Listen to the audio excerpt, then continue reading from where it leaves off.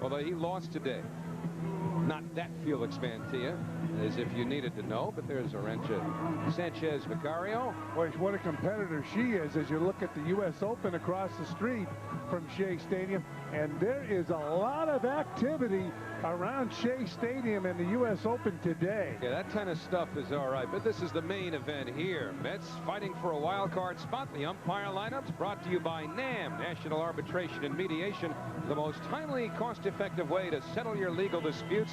The veteran Bruce Fremming, he's been calling him in the National League since 1971, will handle the plate with Wally Bell at first, Larry Vanover at second, and Mark Hirschbeck, the umpire, at third. Mets trying to beat the Braves for the first time this year. Atlanta's won the first 5, but there's lots of baseball to be played between New York and Atlanta. 4 games this weekend here, and then the teams will close out the regular season against each other with 3 more at Turner Field. And so Bobby Cox will offer this lineup against the New York Mets tonight. Oh, there's your Mets defense. We'll show you that right after we show you who's going to be attacking that defense from the batter's box. Ozzie Guillen will lead off and play shortstop with Gerald Williams in right, Chipper Jones at third. Javi Lopez having a tremendous year offensively in the cleanup spot. Remember, Andres Galarraga not playing. He's under suspension. Andrew Jones in center, so Greg Colburn has first base instead of Galarraga. Ryan Klesko is in left with Tony Graffinino at second and Tom Glavine on the mound. And for the Mets, it's Al Leiter, whose first pitch is served to left field, and Jay Payton, making his first start in the major leagues, hauls it in. And the Mets, like Jay Payton, they felt he would be here in Shea a while back, but he had a major setback with surgery on his elbow. But he told me he's got very little pain in the elbow now, and he is swinging a hot bat in the major leagues. A couple hits in San Diego. And Al Leiter's had about as hot an arm as any Met pitcher so far this season. Coming off a 4-3 win over the Dodgers. 8 outstanding innings last week, giving up just 5 hits and 3 runs, striking out 7. And a fastball taken up and in by Gerald Williams. And if you compared Al Leiter's stuff with Tom Glavine, if you were a hitter, you'd rather face Glavine. But Glavine has been a highly successful pitcher. Leiter hits the inside corner with a slider. Al's ball moves a lot and throws that nasty slider. If Al's had a problem in the major leagues, it was control. But this year he's had real good control, cutting down on his walks. And the 1-1 to Williams, busted inside. Al Leiter breaks many bats when he has his good stuff during the course of a ball game. Leiter making his 24th appearance, all as a starter. He's pitched 3 complete games. And the 2-1, he just broke another bat. Alfonso waiting. So 2 outs, 1 busted bat already. And defensively, the Mets set up behind Leiter with Olerud, Lopez, Ordonez, and Alfonso in the infield. Payton, Allensworth, and Husky's first start since August 2nd. He's out in right field, Piazza behind the plate. So Husky working out the pain in the pulled hammy.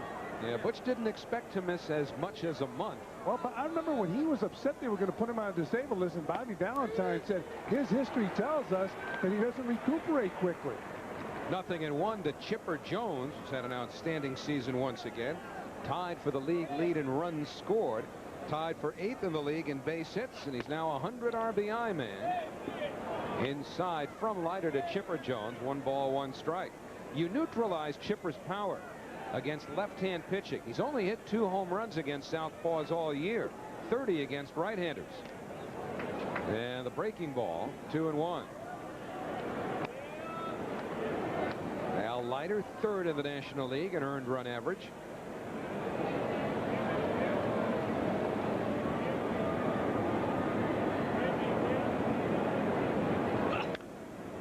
That's fouled off to the right side, over by the dugout, and out of play. Well, when you look at Chipper Jones, you're looking at a star in the major leagues. He has really come on, and a lot of people felt his career was going to be in jeopardy because he ruined his leg running to first base a couple of years back while playing a spring training game against the Yankees. It's amazing what they can do with this modern-day surgery, though. He's good as new now.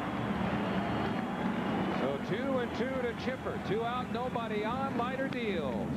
Weekly hit. Ordonez has some time and gets him.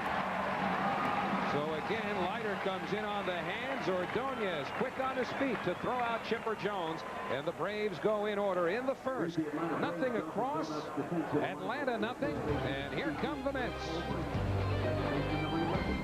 Didn't spend much time in the field. Now they'll see how long they can stay at bat as we look at the Mets lineup for tonight against Tom Glavine and the Atlanta Braves.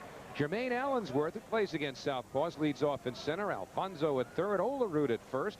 Piazza off a great road trip in the cleanup spot with Husky back in business in right. Jay Payton's first big league start in left field. Luis Lopez is at second. Ray Ordonez at short, and Al Leiter on the mound. So here's Tom Glavine. First in the National League in wins, tied for the Major League lead with Pedro Martinez and David Cone. They've all won 18. I asked Bobby Cox, with Glavine and Maddox fighting for the Cy Young Award, is there a sensitivity on the ball club? He said absolutely not. Allensworth fouls it away, 1-1. Glavine has been brilliant all season, but especially away from home. We've told you about some pitchers who are tremendous at home and struggle on the road. But Tom Glavine, away from Turner Field, 11-1 with an earned run average of just 1.81. And he's been murder on the Mets over the course of his career. New York has only won 4 and lost 10 against Glavine lifetime. And it's tough to steal bases against Glavine. He has not allowed a stolen base in his last 14 starts. Allensworth lines it down the right field line, but it's going to go foul, and that evens the count 2-2. We talk about how big games are. This is a big series for the Mets. I mean, clearly they're after the wild card. And besides that, you got to win some ball games against the Braves. They're 0-5 coming into tonight's action. You know, there's a lot that Bobby Cox, or for that matter, Bobby Valentine, can't say publicly. But I think in the case of the Atlanta Braves, they are praying that the Chicago Cubs become the wild card team. And that's because if the Mets were to get in, 2-2 to Allensworth is bounced foul. If the Mets were to get in and things as far as the standings were to stay the way they are now, the Mets would play San Diego in the first round, and Atlanta would play the Houston Astros. And they have struggled, the Braves have, against the Astros. In fact, they just lost 2 out of 3 to them. The Astros wound up winning the season series from the Atlanta Braves, taking 5 out of 9. And, you know, when you consider how you neutralize the power of Chipper Jones and Ryan Klesko by throwing left-handers, you get Randy Johnson and Mike Hampton 3 starts or so in a 5-game series. That can give Bobby Cox some headaches. Still 2-2 on Allensworth. And a headache for Pat Corrales there with the gray hair.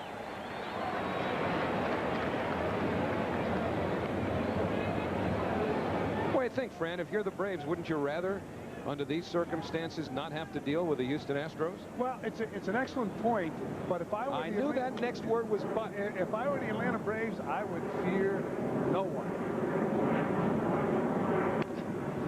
Bounced foul. Still 2-2. That's right. When you're in a conversation and somebody says the word but, you're not going to like what you're going to hear. And you didn't even have to say but. The inflection was steering it in that direction. Bruce Benedict rubbing that ball up, a former Atlanta Brave catcher. And Allensworth fighting Glavine here. He's fouled off several. The count 2 balls, 2 strikes. Just getting started at Shea. The Braves went in order in the top of the first. And Allensworth down on strikes as Glavine went upstairs to get him. Batting second, number 13. Glavine's another one of these in, out, up, down guys. Oh, yeah, and he throws a lot of fastballs and the straight change. Reminds me a lot of a pitcher pitched many years ago for the Oakland A's and the Yankees, Kenny Holtzman. Look at that fastball, threw it right by Allensworth. He usually has pinpoint control, but it's amazing. He doesn't throw many breaking balls. Off the outside corner to Edgardo Alfonso. You know, for years you would be told by the experts a pitcher has to have more than 1 or 2 pitches to be successful as a starter in the big leagues. Well, Tom Glavine throws pretty much just 2 pitches. He misses outside and low. 2-0 to a red-hot Edgardo Alfonso. And it's a lot easier on your arm if you don't have to mess with a breaking ball like a slider. That's a strike. 2-1. I think with Tom Glavine's off-speed arsenal, his fastball looks even faster and quicker than it is. And you saw him go up and get Allensworth with high heat. line to right. Gerald Williams there. 2 men away. And defensively for the Braves from Atlanta, in the outfield, Cusco, Andrew Jones, and Williams. In the infield, Chipper Jones, Guillen, Strapanino, and Colburn. Colburn in for Andres Galarraga. Galarraga's bat will be missed. Galarraga will not be eligible tonight or tomorrow. John Olerud eligible for fatherhood imminently. His wife Kelly due tomorrow. Olerud comes in 1 point behind Larry Walker for the batting lead in the National League. John at 342, Walker at 343. The home run chase has pretty much put everything else in the back burner, like the batting race, which is a very interesting race. Mets, as we've told you often over this last month since the batting race really materialized, have never had a player 1 notch higher than when where Olerud is right there. And Glavine misses low, 2-1. Olerud probably the most patient Mets hitter. Olerud and Edgardo Alfonso.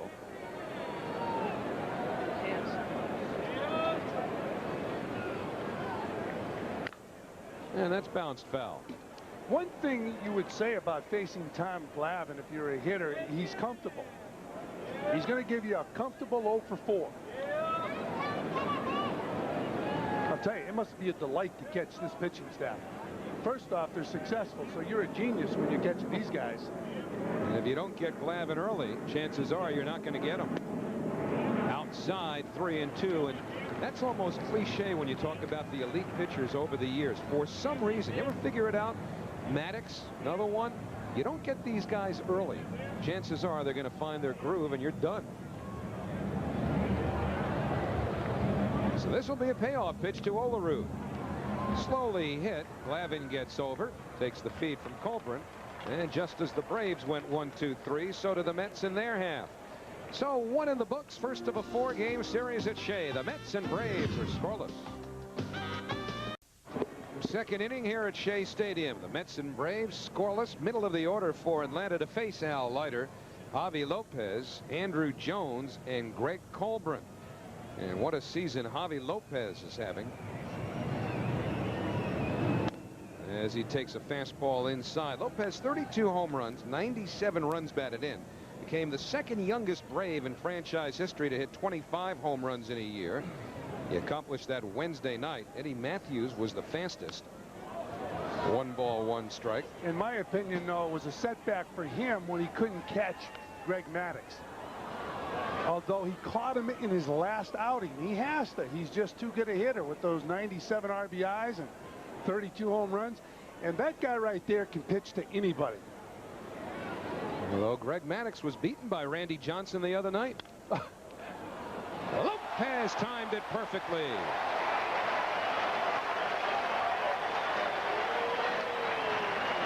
So Luis Lopez takes one away from Javi Lopez, and Luis celebrating his 28th birthday today. And he celebrates it with a nice play. Javi Lopez did not hit that ball hard. He got jammed. And Luis Lopez makes a great play. Now from our chase cam, watch this ball get in on Lopez. This is why Leiter is so tough.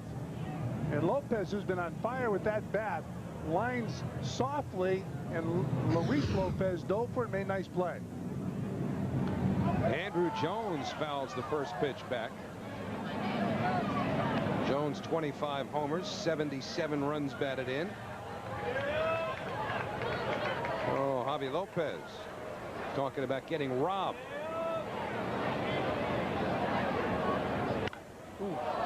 Foul down the left field side by Andrew Jones, and so Leiter's quickly ahead of Jones, 0-2. Although Andrew Jones has been in and out of Bobby Cox's doghouse, Bobby Cox says this guy's as good as anybody who's ever played center field. That's quite a compliment. He is a treat to watch defensively. He's got tremendous speed and anticipation. Bobby had to teach him something earlier this year. For instance, stay off the high fastball from Al Leiter. Evidently, Andrew didn't learn it. So Leiter's got his first strikeout, 2 men away. Well, in this inning, Leiter's faced 2 batters. He jammed one and throws that high heater by Andrew Jones. You cannot hit Leiter up there. Really, what Cox had to teach him was to hustle defensively. That's There right. were some plays that Andrew failed to make in the outfield that Bobby Cox was pretty annoyed at. Yanked him out of a game and benched him for a couple more. So 2 out, nobody on. Greg Colburn. Wicked slider by Leiter. Colburn a Brave for the 2nd time. He was acquired last August by Atlanta, was a productive pinch hitter for them, and then signed with the Rockies as a free agent. Nothing in 2 now to Colburn. The Braves just got him back. And Leiter can make good major league hitters look bad. He just overmatched Colburn right there, but he has jammed Javi Lopez, and look at that again, just throw it right by him. Missed inside. Leiter ahead, 1-2.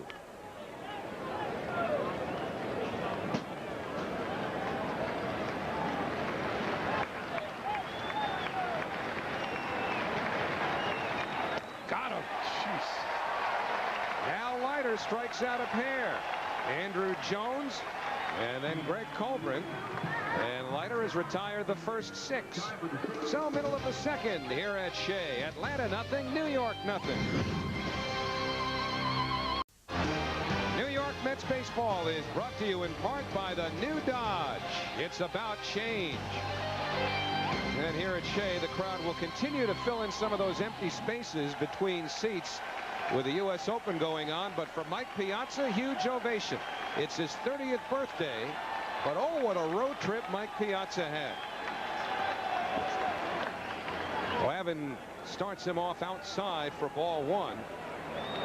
Piazza on that 9-game road trip, batting at well over 500, and you see the 5 home runs. What a reception Mike Piazza just got. And a line drive, base hit for Piazza. The first hit of the ball game for either side.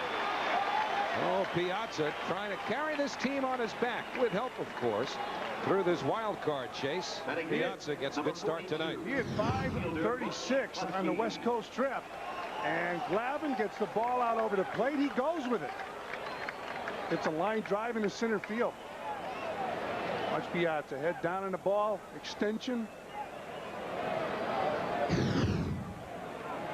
So Piazza, a leadoff base runner, and out Butch Husky in his first appearance in over a month. He's hit Glavine well over his career. Interesting to see what Butch's timing is like here, because he went down for rehab and aggravated the hamstring injury, running a couple of balls out. So Butch not had any game action for a while. He accompanied the Mets on the West Coast trip. He's behind in the count here, 0-1. 1-1, and here's how Husky got hurt. He's been working hard to rehab it, and he's running down to first base, and he pulls the hamstring on August 2nd, and he was upset he was going to be placed on a DL. But he was in quite a bit of pain. Fred Hina has worked religiously with him every day to get him back. But the rehabbing in the minor leagues is nice, and you know, you see a little live pitching. It's not like playing every day in the big leagues. So the timing is somewhat overrated when it's against AAA pitching? Well, it helps to go down and swing the bat. You'll see good pitching in AAA, but to play the major leagues every single day, you're going to need more than 2 or 3 days in the minor leagues. Butch up on the count, 2-1, and wouldn't you know it, he's got to test that hammy out right away, and he does it conservatively, which is understandable. Going down to second is Piazza. So Husky still favoring that leg noticeably. Yeah, he said he feels a lot better. Now, he did not tell me he's 100%, and I'm sure he's nervous about pulling this hamstring again. And he slows up and does not really go all out going down to first base, and I don't blame him. He doesn't want to miss any more time. He does move Piazza into scoring position, however. Mike on second with 1 out, and Jay Payton coming up.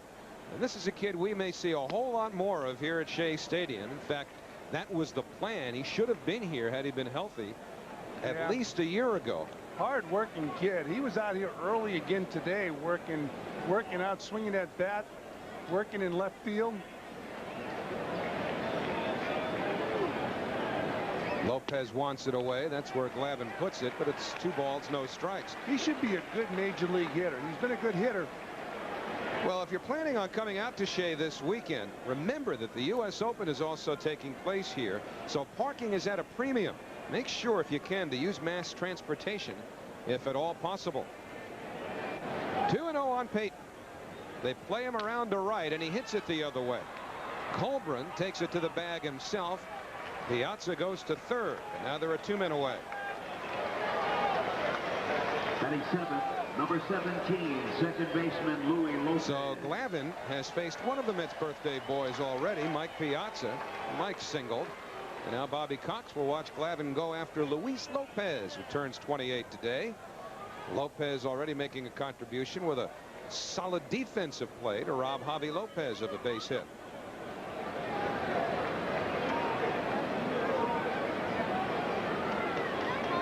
Louis struggled a bit on the road trip. Struggled a lot at the plate, actually. 2 hits in only 15 trips. And Piazza's not the only one noticed by the fans on his birthday.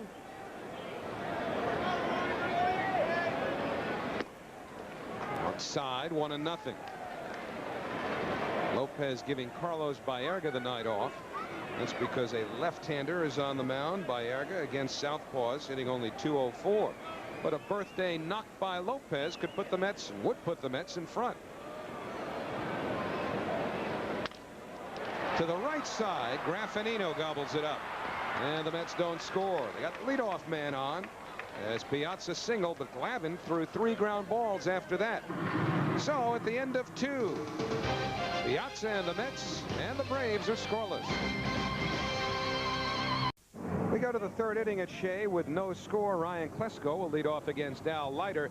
Our official scorer of the game is not seated in his usual perch tonight.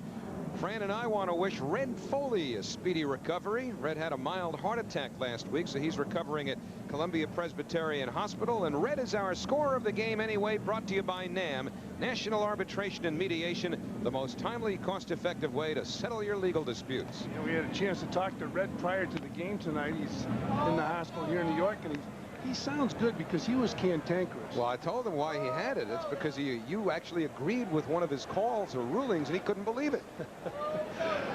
The Reds doing fine, thankfully. Ryan Klesko also had some medical problems earlier this year. Remember when the Mets were in Atlanta just prior to the All-Star break? Klesko, yeah, he was in the hospital, or having just gotten out of the hospital, recovering from having his appendix removed. 16 home runs is somewhat of a concern to the Braves. They're expecting a lot more from Klesko, but as you mentioned, he had the appendix removed this year. He was at the ballpark when we were in Atlanta, although he was not able to play because of the operation. 3-1 to Klesko. He's made some adjustments at the plate. He's changed his stance around a little bit, and he's also lowered his hands. That's what a slump will do to you. You start messing around with everything. And the 3-1 inside, so Leiter has his first base runner to contend with as he walks Ryan Klesko. Well, tomorrow, Mike Piazza and the Mets look to continue their wild card run against Chipper Jones and the rest of the Eastern Division leading Atlanta Braves. Pre-game coverage begins at 12:30 p.m., followed by all the action on Fox Saturday Baseball tomorrow, only on your local Fox station. Make sure to check your local listings. So Tony Graffinino, who has struggled all year at the plate, in particular over the last month, will be the batter. He and Keith Lockhart have been playing at second base. Reason Ozzie Guillen's at shortstop tonight is because Walt Weiss is hurt. Yeah, well, Walt Weiss with a quadricep problem, and they're going to rest him for a little while, get that completely healed. Weiss having a nice season with the Braves. Graffinino doing a good job defensively, according to Bobby Cox.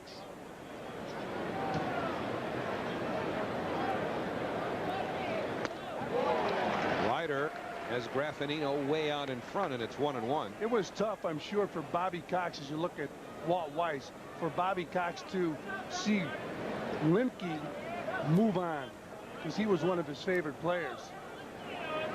But Walt Weiss has given the Braves everything they expected at shortstop this year. And Blauser, who the Braves wanted to sign, is struggling with the Cubs. Boy, is he ever. So much so, the Chicago Cubs aren't even sure he'll be on their postseason roster. And the Braves wanted to re-sign Blauser. At the last moment, they couldn't get an answer from him. He was on a hunting trip, and his agent said we have to wait. Well, the Braves decided to go out and get Walt Weiss, and it was a break for the Braves. 2-1 to Graffinino. Klesko running, but the pitch hit foul. So the Braves playing hit and run, but Klesko will have to come back to first. The count's 2-2 on Tony Graffinino. Talking to Bobby Cox before the ball game, he was not only looking towards every single game towards the end of the year, but mentioned how the Braves and the Mets will end up playing against each other in Atlanta. 3 games at Turner Field to close out the regular season. And the Mets hope that that regular part is relevant, that there is more to go after that Sunday, 3 weeks from tomorrow. Ordonez quickly to Lopez, back to first, a double play. Quick releases all around, and it becomes a 6-4-3. 2 out, nobody on. Well, you hit that right on the nose, Howie. Quick hands, quick releases. Watch Ordonez get it to Lopez quickly. He just moves to his right, and then one motion, bang, perfect throw. And Lopez with a quick release to first base. Quick hands and quick feet, very important for a shortstop and a second baseman. Especially on a ball like that wasn't hit all that hard. So now Glavine, you got to watch out for him with the bat. Glavine 16 out of 61 this year. This is a pitcher's delight. He sees it, and he reacts to the double play. It looked like he was broadcasting it to himself. That's how we grew up in Bayside, calling our own games.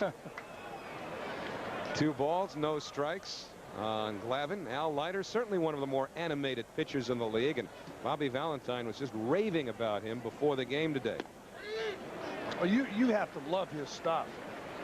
We didn't see, you know, we saw him occasionally, but watching him during the course of this year, he's got no hit stuff. He's tough. He's done it in the past, but he's going to do it again with his stuff. 3-1 though to the opposing pitcher, Tom Glavine. You realize when you say that a pitcher is going to throw a no-hitter as a New York Met, it's never been done before. Right. Unbelievable. But he has the stuff that he could do it. Glavine takes the fastball, and the count's full. Mets, San Diego Padres, the Colorado Rockies. Other, of course, than the 2 new teams. Only teams without a no-hitter. Oh, this won't be a hit against Leiter. So he's kept the Atlanta Braves hitless through 3 now. Did issue a leadoff walk to Klesko, but double play by Graffinino took care of that. 2.5 in the books. Still scoreless. New York Mets baseball is brought to you in part by your local Chrysler Plymouth dealers.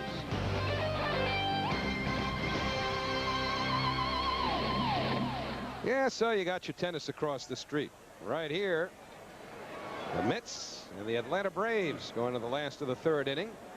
Crowd still filing into Shea Stadium. We told you, take public transportation.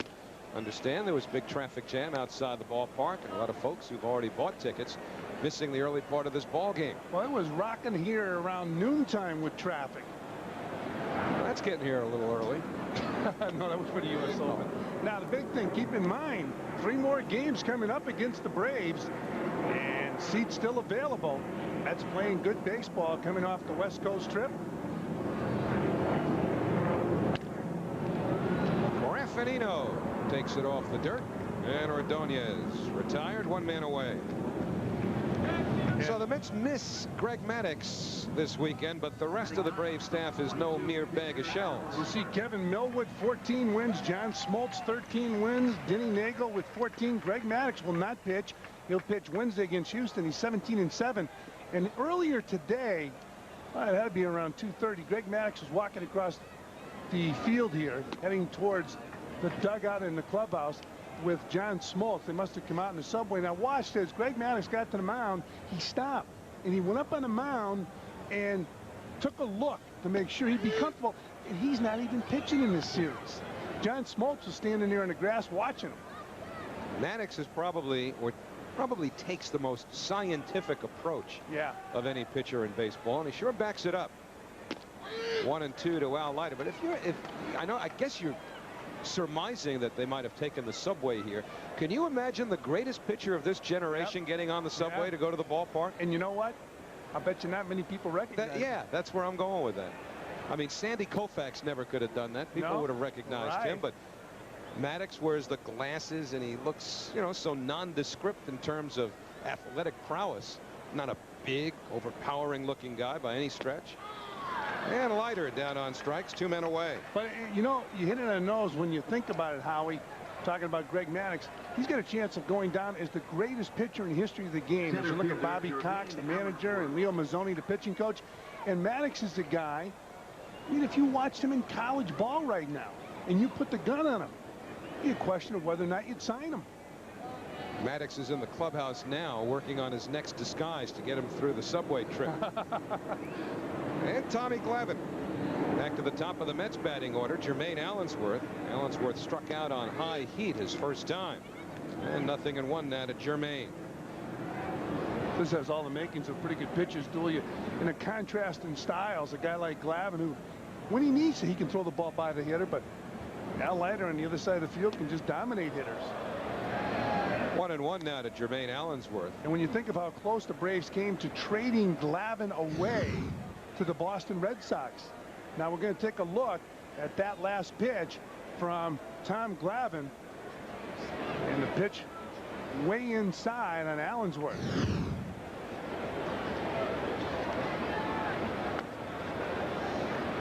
Two and one. I bet you can get caught thinking too much that he's going to come inside because he's not overpowering. And he doesn't come inside that often. Yeah. And he's so smart that he'll go inside and catch you by surprise. Now they're going outside. And he hit the target, but off the plate. Just the way Javi Lopez caught that ball. I mean, anybody watching the game here on TV has to say, I could catch him. A lot of off-speed stuff. He'll throw the fastball. Bobby Cox was telling Fran an occasional slider. Although you don't seem too sold on it. You think he's just telling you that to throw you off. I was kidding Bobby about it. I said, you know what? His slider must have a quick, tiny break to it. He said it does. Well, you know, if we can recognize one of his sliders, compare it with Leiter's. Leiter's has that violent break against the right-hand batters. Yeah. Leiter, when he throws his slider to a right-hander, it has broken bat all over it. Maybe even broken ankle. And the payoff pitch to Allensworth fouled away. But there's little effort in watching Glavine. Very little effort when he throws the ball to the plate. I remember Major League hitters, we used to watch Jim Palmer from the dugout when we were facing him, and there was no expression. I mean, it wasn't that exerted expression on his face. Nobody could believe how relaxed he was in throwing the ball. Watch his motion, how fluid it is. You know, relaxed is a key phrase, too. When Glavine first came up, I believe his first game was against the Mets, and he was a very emotional kid, almost bordering on hothead. He's calmed down. Now look at from our chase cam. Watch how relaxed he is, pitching on the right side of the rubber as far as he can get on the right side. Look at very little effort. You look at a guy like that, you figure he's going to pitch till he's 50 years old. And he gets Allensworth going upstairs on the outside corner. So Leiter with quite a matchup tonight against him, as Tom Glavine has struck out 3, allowed only 1 hit through 3, and we're still scoreless. No score here at Shea Stadium. Among those on hand, Jets wide receiver Keyshawn Johnson. The club heads to San Francisco tomorrow. What are the prospects for a good season for the Jets? Well, you got to start off with San Francisco on Sunday. Hopefully we can go in here and we can do some positive things and come out on a positive note and turn our focus to Baltimore. Now, we understand you have a bit of a baseball connection. You were a bat boy for Rod Dedeaux when he was coaching at USC. Yeah, just a little bit of background. Not as much as these guys out here, but, you know, at times, you know, I wanted to play baseball, but I think football is in my best interest. Made the right decision. No question about that, fellas. All right, Matty, Keyshawn, thank you. Al Leiter has just given up his first hit of the night. Ozzie Guillen with a leadoff single in the 4th. And to tell you more about it, here's Fran. All right, Howie. So Guillen on first base, and here's that base hit. Guillen going with the ball right back up the middle, just out of the reach of Ray Ordonez. So the Mets have I should say the Braves have a runner on first base. And the batter now, Gerald Williams.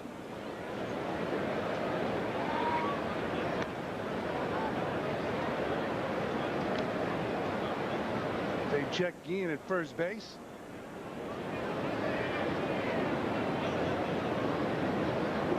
Al Leiter.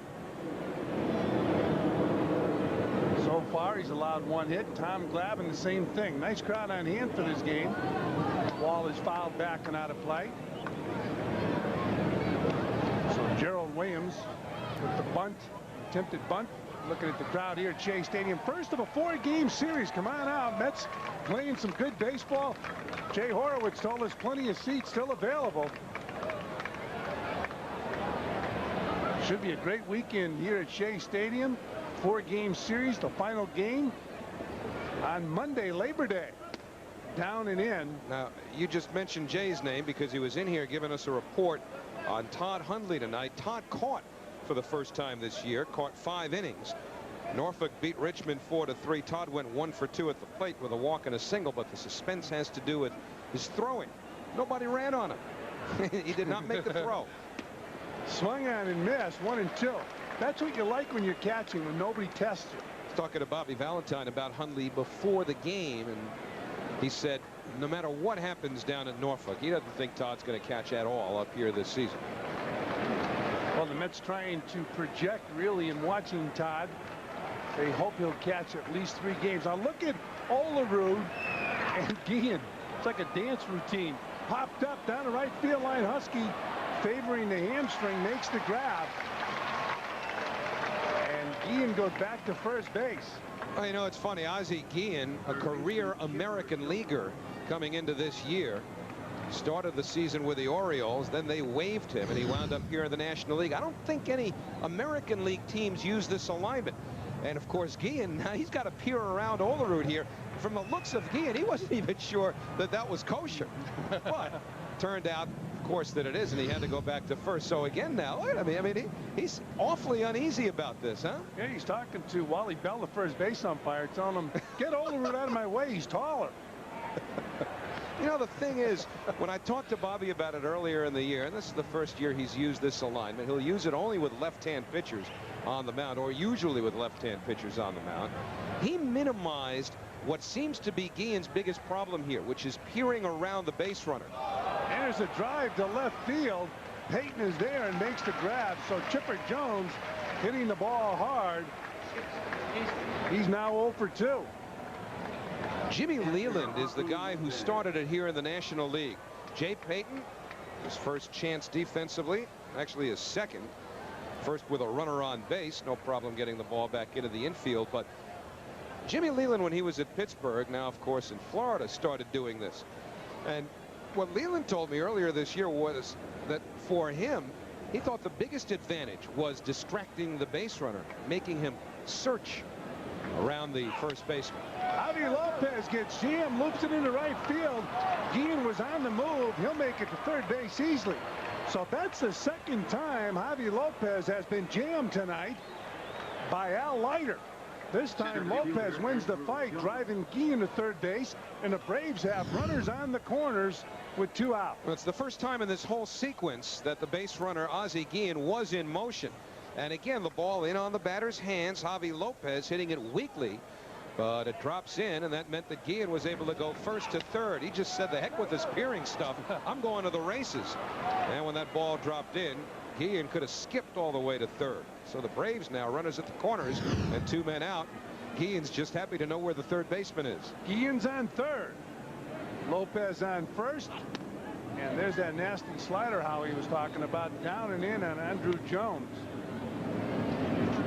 Jones, who struck out in his first at bat, has 25 home runs and 77 RBIs. He has scored 77 runs this year. 21 years old. Pulls the ball foul and hard. And Guillen says, I can't believe it. It's Bobby Dews. He's the third base coach with the Braves.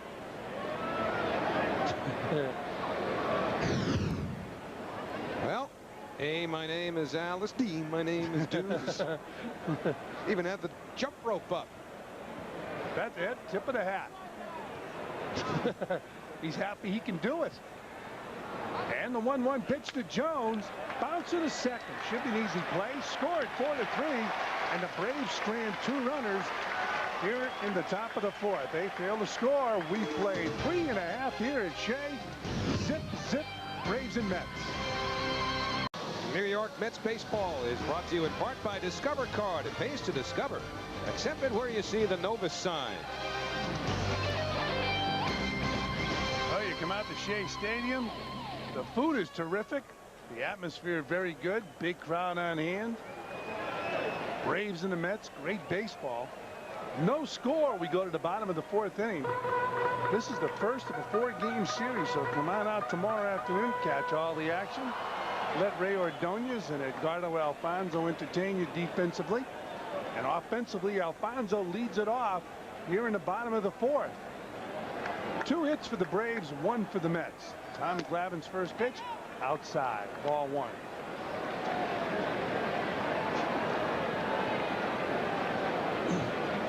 Beautiful night for a ball game.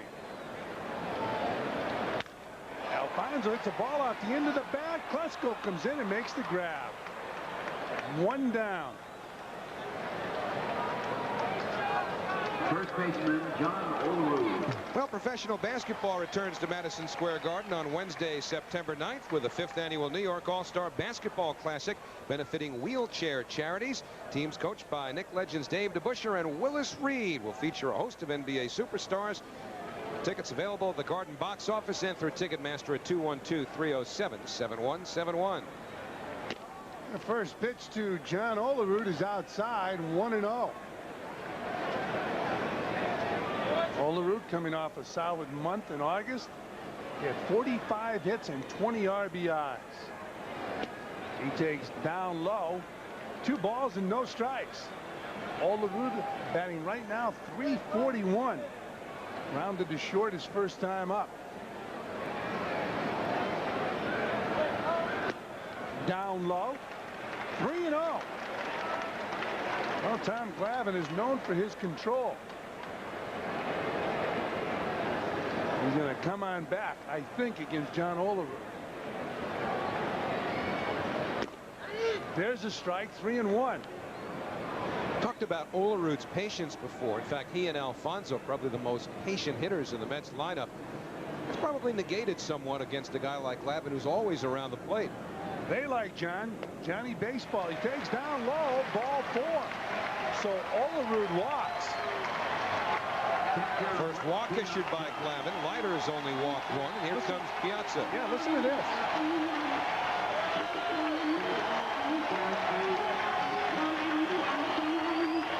Well, Bobby Valentine told me in San Diego the fans are going to be very important this last month of the season here at Shea Stadium. Mike Piazza celebrating a birthday today along with Luis Lopez. And the first pitch from Glavine. There's a long drive. Forget it. Home run. Wow.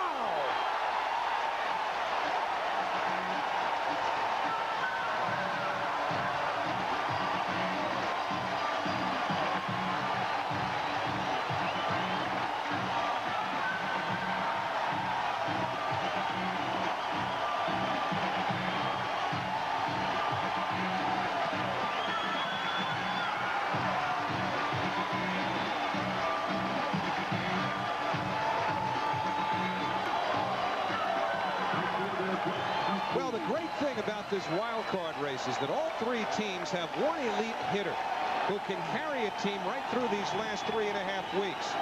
But even with all the home runs Sammy Sosa's hit, I don't know that he's doing as much as Piazza's done the last couple of weeks. Barry Bonds, of course, could do it for the Giants, but this guy's doing everything in his power to will the Mets through this last month. Home run number 29. Glavine left it around knee-high out over the plate.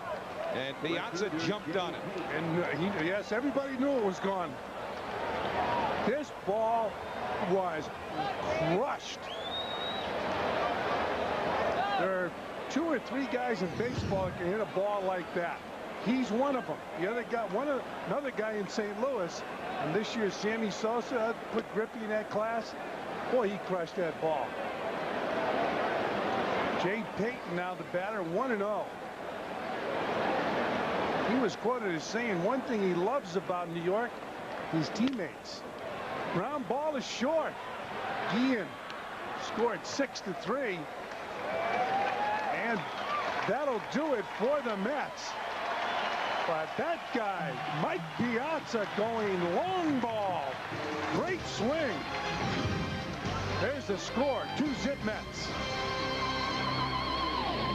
Well, Greg Colburn steps in to face Al Leiter. Leiter with that hard slider, down and in, ball 1. We have a 2-0 ball game. Mets on top of the Braves. We're in the top of the 5th inning. Mike Piazza with a long 2-run blast in the bottom of the 4th.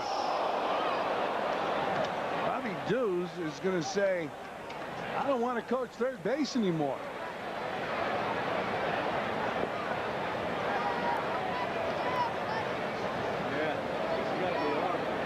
So it's 1-1 at Greg Colburn.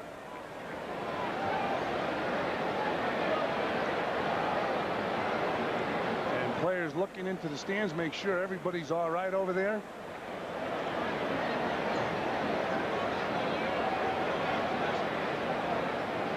It's 1 ball and 1 strike on Colburn.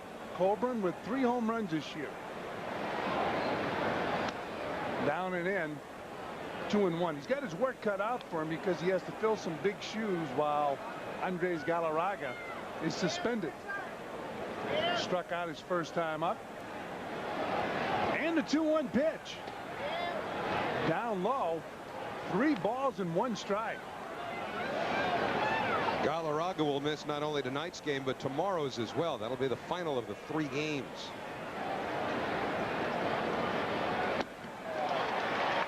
Big rip. 3 balls and 2 strikes. Leiter got a big out in the top of the 4th inning, getting Andrew Jones on a ground ball with 2 men out. And here again, the slider down and in. Ground ball is short. Ordonez gets him. We talked about that quickness. He got rid of it in a hurry and gave Olerud a good bounce. Yeah, the question is the bounce here on purpose? Ozzie Smith used to do it all the time on AstroTurf, and from that throw, it looked like the bounce was intentional because it bounced a good 15-20 feet in front of John Olerud. He's got to get it away quickly, even though Colburn is pretty slow. But he had a lot of action on the ball, and it took a nice hop right off the grass to Olerud. Ryan Klesko fouls the ball off. Klesko in his first at bat walked. The Braves have 2 hits in his game. The Mets have 2.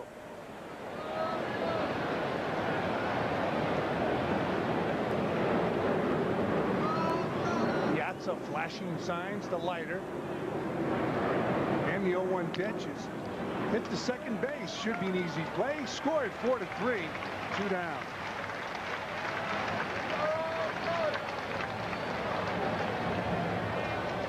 Second baseman Tony Gravine. Well, for a good shortstop, fielding and throwing sometimes really do happen in one motion. Watch Ordonez reach into the glove just about the same second that the ball reaches the leather. And with one quick, smooth motion, he's able to expedite his throw, bouncing it to get Colburn by a step. Tony Graffinino, the batter, takes down and in, ball 1. I mean, just think of the fraction of a second that Ordonez has to get that ball to first base to begin with. But you get Colburn by a step, and by having the hand in the glove at the time the ball gets there is probably the difference between getting him and not getting him. As Graffinino takes up high, 2-0. I mean, if you catch, you reach, and you throw, that spends more time than the way Ordonez just did it. Yeah, and that was a great shot of him with the hand ready to get that ball out of the glove. 2-0 pitch, down and in. And keep in mind, we have watched Ray Ordonez now for so long, we expect the one-handed play. There, he made all Little League coaches very happy with 2 hands and got rid of it quickly. Here's the 3-0 pitch. There's a strike, 3-1. And if you're going to bounce a ball to the first baseman, if you're an infielder, make sure you give him a good hop. The short hop is tough. The in-between hop. 3-1 pitch. There's a strike. 3-2. It'll be interesting to look at over the next few games is how many other shortstops are able to do that.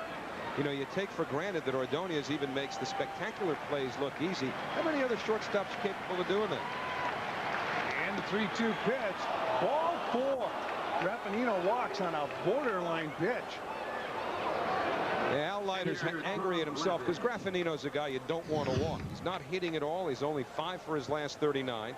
you have the pitcher up next, albeit a good hitting pitcher in Tom Glavine, and Leiter just a little bit off the plate, so Glavine has a 2-out walk. Well, it's walk 2 now, and he's also struck out a pair. And a batter now, Tom Glavine. He takes inside, ball 1. Did Al almost overthrow that because of his unhappiness at having walked the 8-hitter? Maybe. Looked like he overthrew a little, didn't he? Yeah, and now Mike Piazza wisely goes out to talk to Leiter, just calm him down. Yeah, he looks angry with himself because of Glavine. Well, he walked the 8th man, and now he has to shut down Glavine. And you mentioned in the opening how good Glavine swings the bat. Now it should be different tonight because Leiter's tough on all left-handers. 3 times in Glavine's career he's been the best hitting pitcher in the National League. There's a strike. 1 ball and 1 strike on Tom Glavine. Of course, with a designated hitter, you don't even have to specify National League, but Al Leiter has been a hitter in this league for a couple of years now, since coming over from the Yankees and the Blue Jays to the Marlins and now the Mets. Inside, 2-1. It's been a marvelous season for Al Leiter from the very beginning. Leiter, of course, part of a world championship team in Florida last year and a free agent at the end of this year, so he's putting a lot of positive numbers into his resume. It's 2-1 now, and Glavine hits the ball hard right at Lopez, and that'll do it for the Braves. Here in the top of the 5th, they strand a runner. We played 5.5 here at Shea, and it's 2-0 Mets.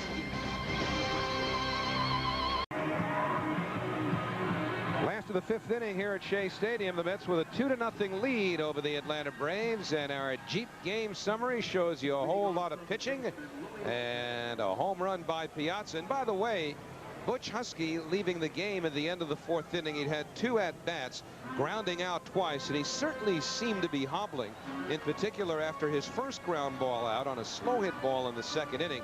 I'm not sure whether or not it was Bobby Valentine's plan to give him a couple of at-bats, and if the Mets had the lead midway through the game, to get Husky out of there. Remember, Bobby was doing that with Todd Hundley when Todd came back and was playing left field, and Al Leiter has those 2 runs in his hip pocket now, courtesy of Piazza. And Luis Lopez steps in and fouls off the first pitch from Tom Glavine.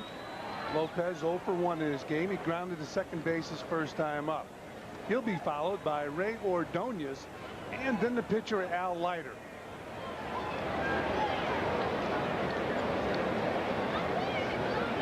Outside to Lopez. 1 ball and 1 strike. First of a 4-game series, the Braves and the Mets. Then the Mets head back out on the road.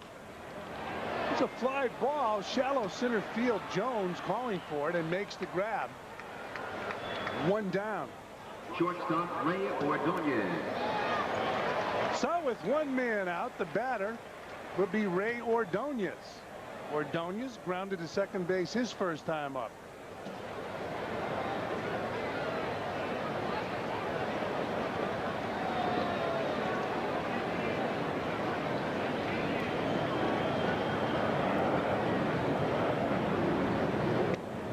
Ordonez takes down low, ball 1. Well, for each home run the Mets hit this season, Fox Sports New York makes a contribution to the Ronald McDonald House charities.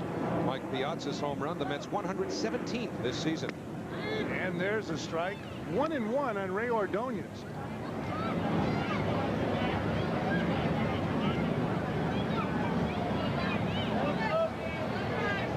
And the 1-1 pitch. It's a ground ball in the hole.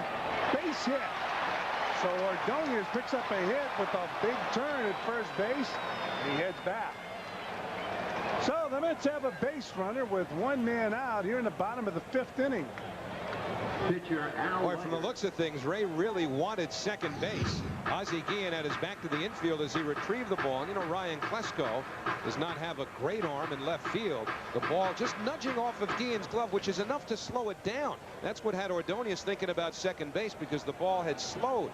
But Ray deciding to play it conservatively. The Mets up by 2, and Leiter will probably try and bunt him over. And he lays down a good bunt. Glavine, a good fielder, goes to second, gets the force. Leiter safe at first. So Glavine getting that ball and throwing a strike to second base. 2 outs.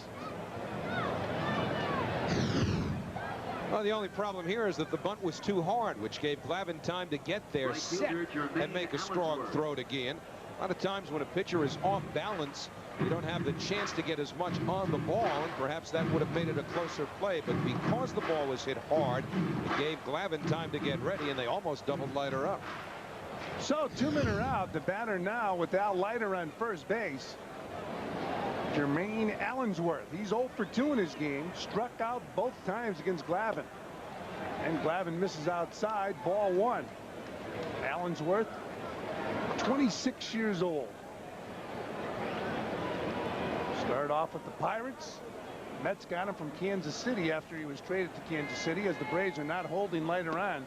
Down low, 2-0. Now it's probably mumbling back towards first baseman Greg Colburn. Show me some respect. Hold me. It's only a 2-run lead. So it's 2 balls and no strikes on Allensworth. Remember, Glavine's gotten him up twice. He struck him out swinging with a high fastball and then caught him looking at something up and out on the outside corner. Allensworth fouling the ball off down the right field line into the crowd and out of play.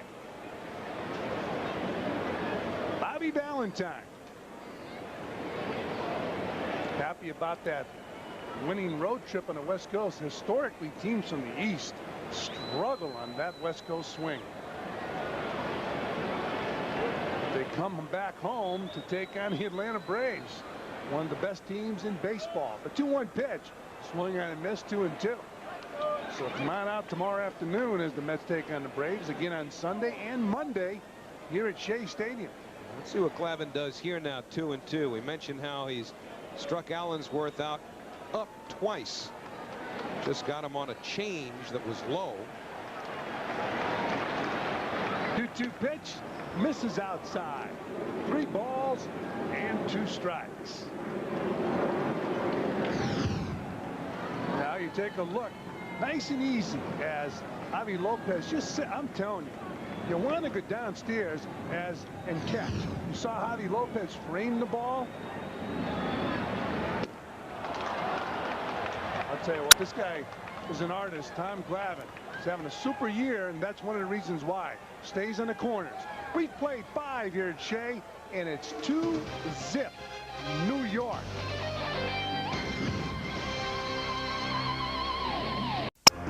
New York Mets baseball is brought to you in part by America Online, the world's most popular internet online service. America Online, so easy to use, no wonder it's #1.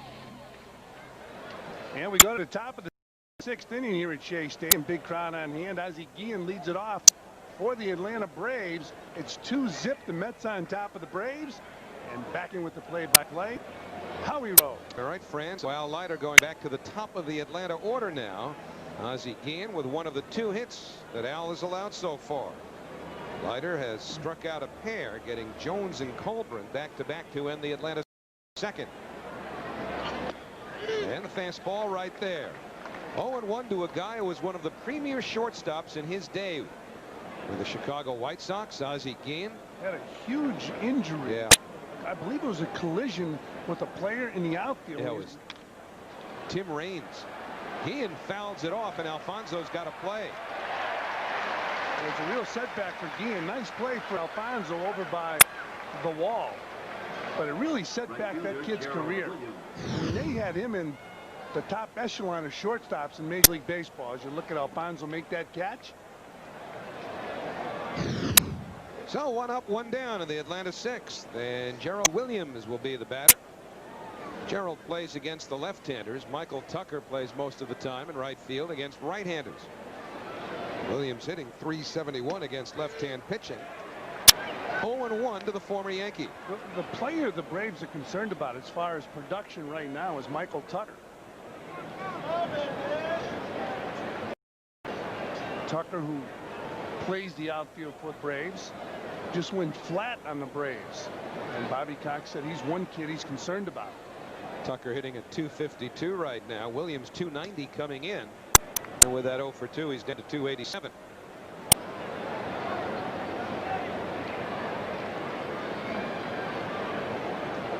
Two to nothing New York. We're in the 6th. Mets looking to the scoreboard for help.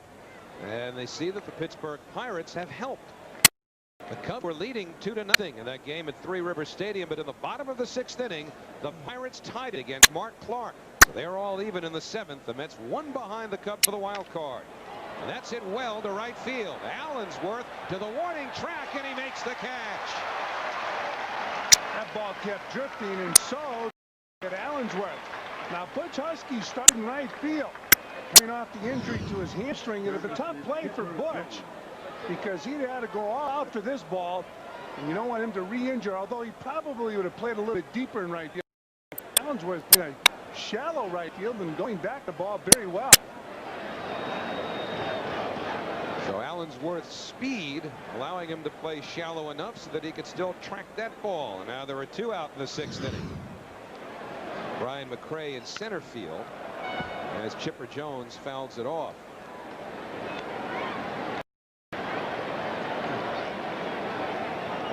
Well, you're looking right now, one of the best all-around players in the National League, Chipper Jones, having an MVP type season. He's over 2 tonight.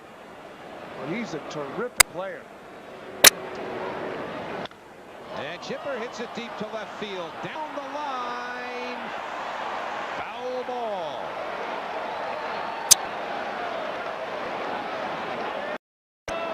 And Chipper's power is usually from the left side of the plate. Leiter went in to get a new ball and started to talk to Mike Piazza right around home plate. He didn't wait for anybody to throw the ball out to him. He went in to get it. Leiter challenging Chipper Jones. That's a pretty good pitch. Chipper Jones hammered a good pitch and hit it just foul. Gonna tip your hat to him. The pitch was a slider out of the strike zone. Yeah. And Chipper went down to get it. 0-2 to Jones with 2 out and nobody on. Now they want it away. And that's where it goes. It's funny, you talk about hitter hitting a good pitch.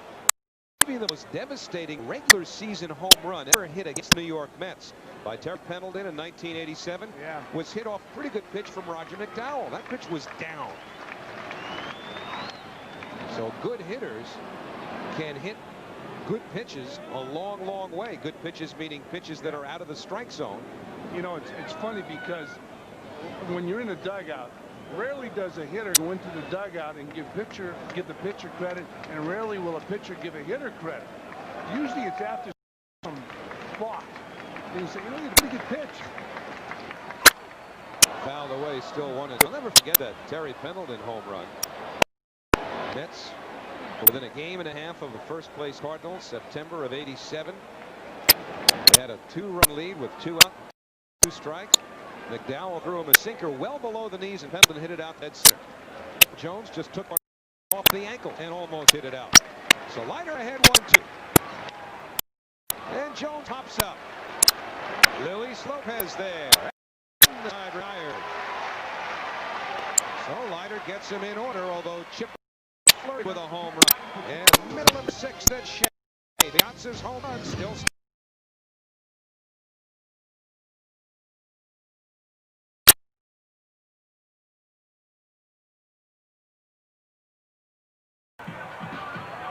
Well, fans, the Mets are having an end-of-season sale on Majestic Mesh Fashion jerseys. Call right now, and you can get a Mets fashion jersey for only $50, and that's a $10 savings off the regular catalog price.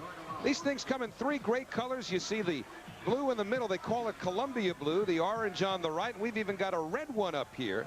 To order, call 718-803-4020. That's 718-803-4020. Get them right now. Hurry, though, because sizes are limited. Operators are standing by to take your call, so order this baby right now. Now, let me tell you something. I went out to get Howie. They did not sell these when Howie was a kid who snuck into Shea Stadium. No. I paid my way. I'm an honest man. Well, I went out and I got you this. Of course, I talked to Kid Geist to get this, and we want to present you with this shirt. And I'll tell you, it's a good-looking Mets shirt. Is this a gift? Yes, it's extra large. There's no catch.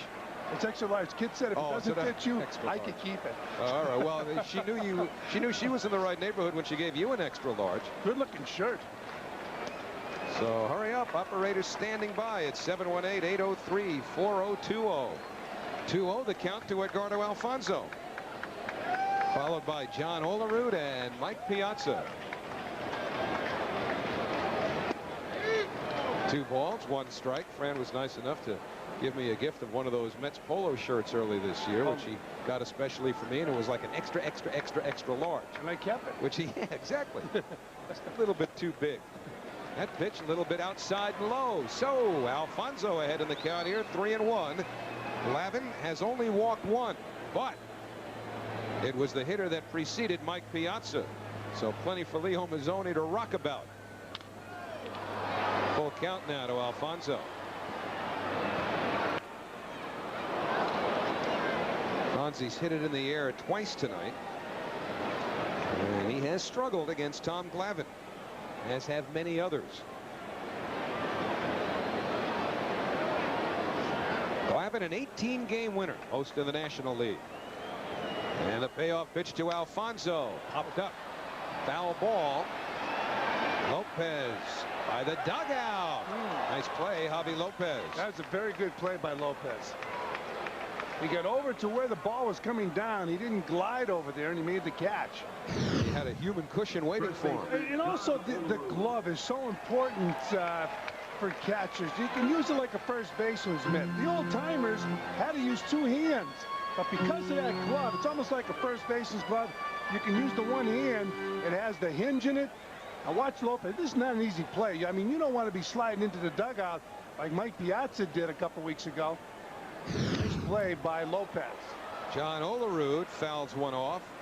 0-1 to John. Remember now, this is the Coors Light Silver Bullet 6th inning. Micah Mizell from New York is tonight's lucky fan. So if a Met homers this inning, Micah gets dinner for 2 at a participating brother Jimmy's. Olerud with 18 home runs, 80 RBIs, and Piazza's up next. 1-1 now to John. You don't see Glavine lose his composure. I mean, he looks like he's in complete control, although he's trailing 2-0 right now.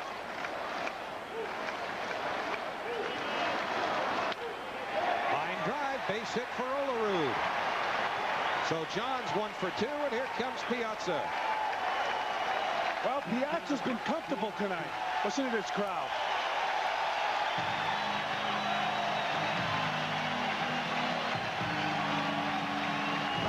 Second inning, Piazza on his birthday. Home of the best Piazza. A line drive base hit in the center field. In the 4th inning, a Ruthian. Oh, that ball was crushed. He has excited the crowd here tonight. Way outside. You know, Piazza, since coming to the Mets, has hit 3 or 4 balls out there. I don't know that Met players before Piazza got here would hit 3 or 4 over the entire picnic area in any season. That's a poke. 485 feet the last one. How about the time he hit the sharp sign? And Glavine keeping it away. 2-0 now to Piazza. But there are a lot of signs here from Mike Piazza tonight. Hey, those people in the picnic area, the Pepsi picnic area, got in free tonight.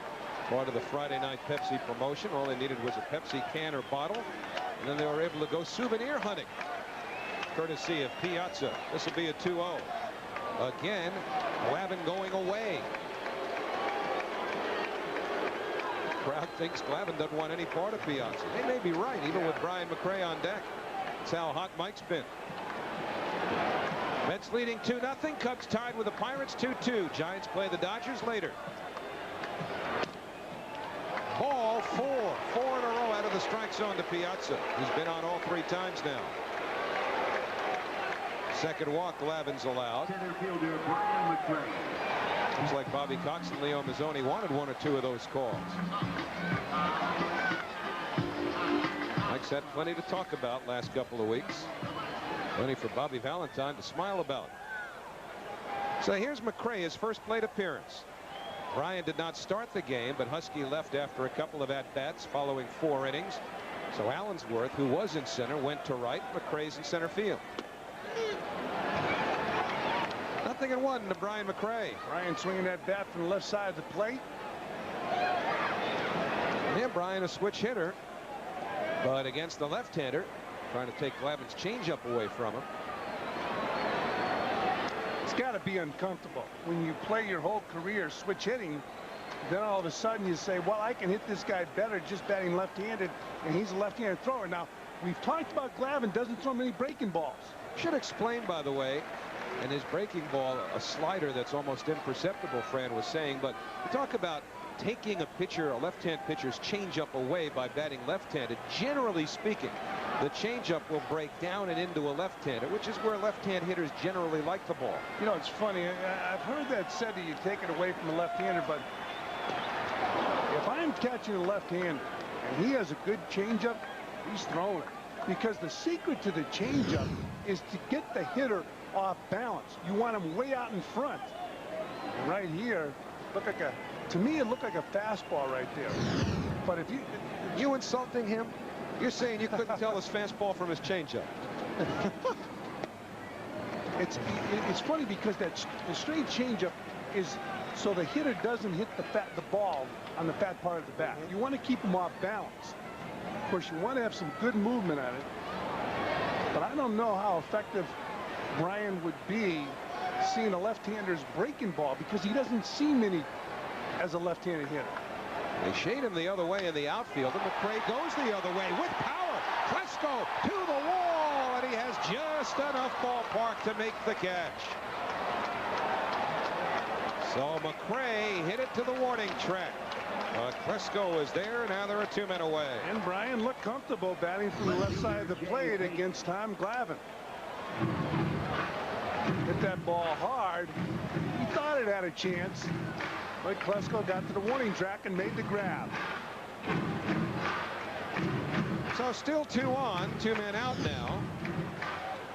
Ryan Klesko, an improved outfielder, not to be confused with Barry Bonds necessarily, but boy, when he first started playing left field, it was an adventure.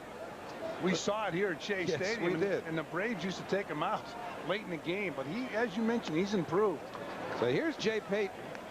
He's hit it on the ground twice. Brian McRae just hit one in the air that threatened to make this a 5-0 Met lead. As it is, New York in front 2-0. Chicago and Pittsburgh have now moved to the last of the 7th, still tied at 2. Jay Payton's first big league start. And the fastball. 2-0 now.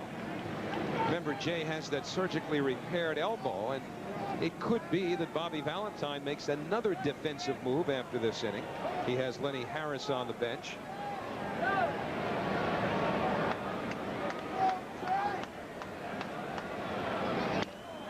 Two and one, and Bobby can afford to be, as most managers around baseball can now, a little bit more liberal with their personnel moves, because now the teams have brought their September call-ups to the big club, so they have more players on the bench. Easier to pinch run and make defensive substitutions. Outside, 3-1. Mets, by the way, added to their September call-up crew today with a very, very interesting prospect, Mike Kincaid. I'll tell you more about him a little bit later, but he's the kid they got for Bill Pulsifer from Milwaukee, a tremendous hitting prospect. And so has Payton been throughout his minor league career. He's ahead in the count, 3-1. And a line drive the other way, right field. Williams has room. And the side retired. 3 outs, Gerald. So no runs, 1 hit. Glavine left 2 aboard. Although 2 gave it a pretty good ride. Still 2-0 New York. 7th inning, time to tease your brain with our Aflac trivia question. The last Atlanta Brave other than the pitcher Greg Maddux to win a Gold Glove. That is your assignment should you choose to accept it. Whether you do or not, we'll have the answer for you in a little bit. Middle of the order for the Braves as we go to the 7th inning. Javi Lopez, Andrew Jones, and Greg Colburn coming up. Andrew Jones probably have a few Gold Gloves by the time he's done. Javi Lopez 1 out of 2, singled his last time up. Gets jammed, pops it foul. Heard that song before. And Olerud grabs it. He's been jammed 3 times tonight. Just goes to show you how tough Leiter is. I mean, Javi Lopez is having an outstanding year swinging the bat. And Al Leiter all 3 times has gotten into his kitchen. Popped that ball up into foul territory, and Olerud ran a long way for it, made the grab. So with one out, Andrew Jones the batter. 25 home runs now for Andrew Jones. 21 years old. Eddie Matthews was 16 days shy of his 21st birthday when he hit his 25th. This guy's an outstanding player. The guy in Montreal in right field, Vladimir Guerrero, he's as good. Might be better. These two are going to be around for a long time. They signed Guerrero to a long-term deal the other day. The Expos did. 2-1 now to Andrew Jones. So think about Eddie Matthews now. He was 16 days shy of his 21st birthday when he hit his 25th home run on the last day of the 1952 season. So Andrew Jones, the second youngest Brave in franchise history to get to 25. Andrew, 21 years, 4 months old. But Eddie Matthews is proudest of the fact that he snuck into Ralph Kiner's wedding. Not surprised. He was a kid. Ralph had a celebrated wedding out there. And a bouncer that Alfonso snags. Jones can fly, but Fonzie gets him. So Alfonso throws out Andrew Jones. Leiter just moseying on along here, having allowed only 2 hits. And both of them came in the 4th inning. Al's walked 2. Alfonso moving to his left, and then the throw across the infield to get the speedy Andrew Jones. Left side of this infield. Really, the whole infield is a good defensive infield for the Mets. The right side has been conservative. The left side has been flashy. 0-1 to Colburn.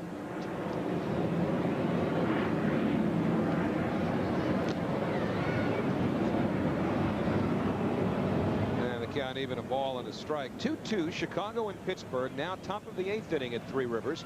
Sammy Sosa, in case you didn't know it, hit number 57 early in the ball game. Cubs built a 2-0 lead, but the Pirates came back. And another hitter jam. 1 ball, 2 strikes on Colburn. This copyrighted telecast is authorized under television rights granted by the New York Mets solely for the private non-commercial use of our audience. Any publication, reproduction, retransmission, or other use of the pictures, descriptions, and accounts of this game without the express written consent of the New York Mets and Fox Sports New York is prohibited. 1-2 to Colburn, way outside.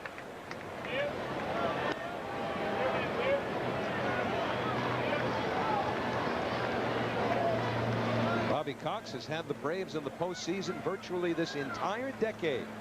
Every year there's been a postseason with the exception of 1990. Another hitter jam, but this is going to be a tough play for Lopez, and he can't make it. That ball had a lot of backspin on it. That was a severe jam shot. Broke his bat. And as Howie mentioned, that backspin helped him out. Left fielder Ryan Klesko. If you're going to get jammed like this, you hope it's a hit. I mean, the ball dropped behind Al Leiter. And it had a spin. Look at Al Leiter's reaction. That ball had to be spinning all over the place. Watch Al's reaction. Well, he did his job. He jammed the hitter. So now the tying run comes to the plate. Nothing Lopez could do about that. Ryan Klesko coming up. That's hit hard. Will it hang up for McRae? It hung up too long, and it went past McRae, and that's going to score a run. Colburn coming around to score. Klesko in at second. And now it's a 2-1 ball game. So Leiter jams a hitter, gets a bad break, and then a fly ball hit right at McRae sails over his head. And suddenly the tying runs at second with 2 outs. Well, Klesko hits this ball hard off Leiter, and the ball just carried. They say for an outfielder, toughest ball to judge is the line drive hit right at you, and McRae came in, the ball carried over his head. Good hitting by Ryan Klesko. McRae came charging in, and the ball kept carrying, and it rolled all the way to the wall.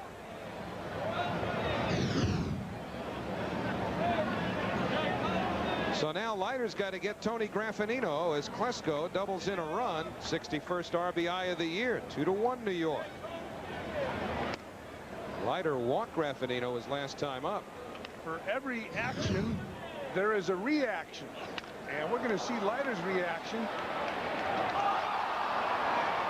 that ball sailing over McRae's head.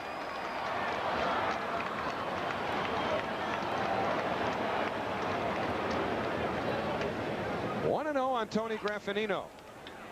Ordonez throws him out. Side retired. But the Braves with a 2-out run.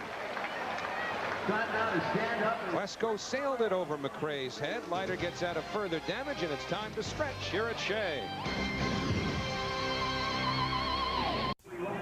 Well, at first the question was, will the ball by Klesko hang up for Brian McRae? In the end, it wound up sailing over his head. So McRae talked about it on the bench between innings. Mookie Wilson, one of the Mets coaches, first base coach who works with the base runners and the outfielders, talking to McRae about the way that ball took off, almost like a golf ball. Yeah, I'm sure it's happened to Mookie. Toughest ball when you're in that outfield is that line drive, and when it sails, you're in trouble when you come on in. Seen the ball carry well tonight. Luis Lopez takes a strike to start the Mets half of the 7th inning. There are a couple of balls that have traveled well. In fact, the one that Jay Payton hit to end the 6th inning. I'll tell you, the ball that traveled real well was Mike Piazza's. Well, there was no question where that one was going, though. 1-1 to Lopez. Gerald Williams hit one in the 6th inning that Jermaine Allensworth had to get. And all of Piazza's offensive prowess, bet you that conversation had everything to do with pitching. And Lopez has himself a birthday hit. So on his 28th birthday, Luis Lopez 1 for 3. Tommy Glavine has now allowed 5 hits in the ball game. Well, Glavine making a decent pitch, but he got more of home plate than he's used to getting. One of the things that helps, excuse me, Howie, one of the things that'll help a pitcher is that umpire stays with the catcher and gives you that pitch off the plate. So we'll see how the Mets play it. The Braves have Chipper Jones at third in tight with Ordonez taking a strike from Glavine. If you watch Javi Lopez catch Glavine, he is never in the center of the plate. Usually that glove is on the corners. And you see the defense. You see Chipper Jones on the grass.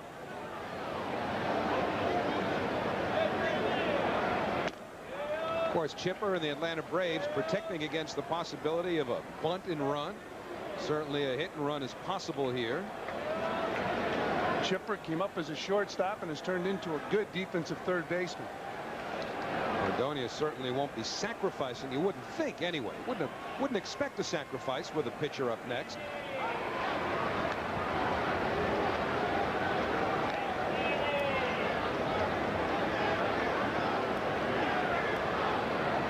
Mookie is an active first base coach, right behind the runner as they're taking the signs from Cookie Rojas. 1-1 to Ordonez. That's with a 1-run lead. It was 2-0. And Ray with a full swing fouls it to the screen. It's 1-2. Mookie happy about the fact that Preston, his son, back to the big leagues. Florida Marlins called him up after a good year at AAA. Preston, as you know, had a cup of coffee with the Mets in May before being included in the Mike Piazza trade. Very memorable night for Mookie and the family when Preston came up and played here with the Mets. Mom was very active that night. And the 1-2 in there for a called strike 3. So Glavine slipped the fastball by Ordonez. And now with 1 out, you would expect Al Leiter to be bunting. 5 strikeouts for Tommy Glavine. Well, our Aflac trivia question has to do with Gold Gloves. The Atlanta Brave to win the Gold Glove, other than Greg Maddux, of course, last one to do it.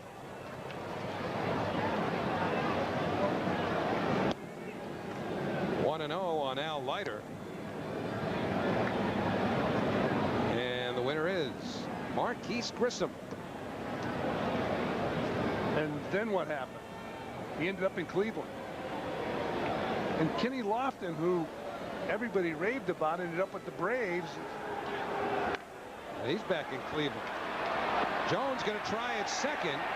And a nice pick by Ozzie Guillen.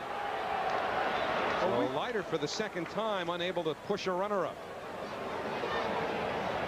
We've seen 2 plays at second base tonight where the Braves cut down Met runners on the top half of a squeeze play. I should say a sacrifice. Guillen making a nice play right there when the ball bounced. Chipper Jones aggressively going towards second base, and they get Lopez. You won't hear it when you're watching TV, but that catcher comes running out calling where the player should throw the ball. Allensworth has struck out all 3 times. He won't strike out this time, though. Guillen's got a long throw against a fast runner, and he gets it there. So the side retired. The Mets go down, wasting a leadoff single from Luis Lopez. So Ozzie Guillen still with some range at shortstop. And at the end of 7, 2-1 New York. Allensworth slipped. New York Mets baseball is brought to you in part by Omnipoint. 100% digital, 0% hassle. Yeah, we're going to get a pinch hitter right now. Eddie Perez will pinch hit for Tom Glavine. Perez batting .312, 4 home runs, 27 RBIs. He's the backup to Javi Lopez. So Glavine, as of this moment, cannot take over the league lead and wins, with the Braves trailing as we go to the 8th inning, unless Atlanta were to rally here against Al Leiter. Glavine went 7, gave up 5 hits and 2 runs. Runs coming on Mike Piazza's 29th home run and 20th as a Met. He walked 2 and struck out 5. And so the Braves backup catcher and the personal catcher to Greg Maddux goes after the first pitch, and Eddie Perez has a leadoff single here in the 8th inning. So the Braves put the tying run on instantly. Now let's see what else is coming up here in the next few days. Monday, the matinee between the Mets and the Braves close out this 4-game series. It'll be a 1:30 start here on Fox Sports New York. And then on Tuesday, John Olerud and the Mets continue their wild card pursuit against the Phillies at the Vet. That's at 7 o'clock. Plenty of Mets action coming up this week on Fox Sports New York. Please check your local listings. Eddie Perez with a base hit and a broken bat. So a break for the Braves. George Lombard in to run at first base for Perez. You hate it when the opposition gets a leadoff man on. They can do so many things, especially with a guy like Guillen batting now. Ozzie Guillen can handle the bat, which means he can get a bunt down pretty well and slap it the other way if necessary. And immediately Olerud back to first base to take the pickoff throw. Mets have led since the 4th inning. Atlanta got one of those 2 back in the 7th. Chicago and Pittsburgh 2-2, top of the 8th inning. Sosa has number 57. And Guillen unable to get the bunt down. He clipped Piazza, though. I guess it hit him right on the leg above the shin guard.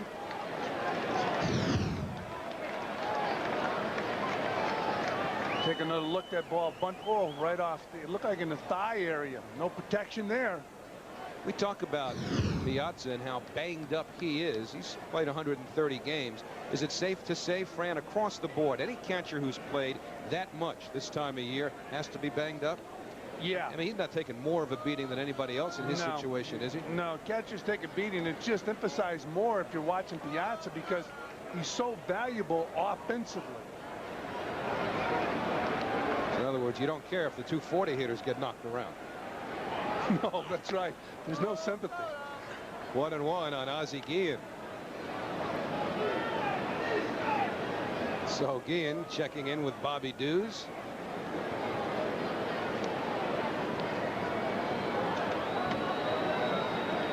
Only one of those little gestures matter. Actually, 2 of them. The indicator and then the next side. Right. Indicator is what tells you that the next one is the real one. And Guillen bunts it to Alfonso. Play at second, out, back to first. Not in time.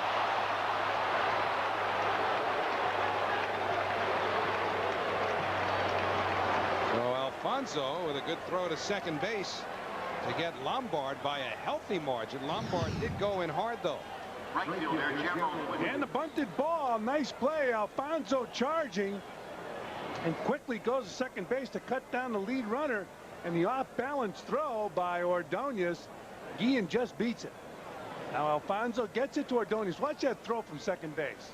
He didn't have time to step. And it's off the mark. Al Leiter's reaction.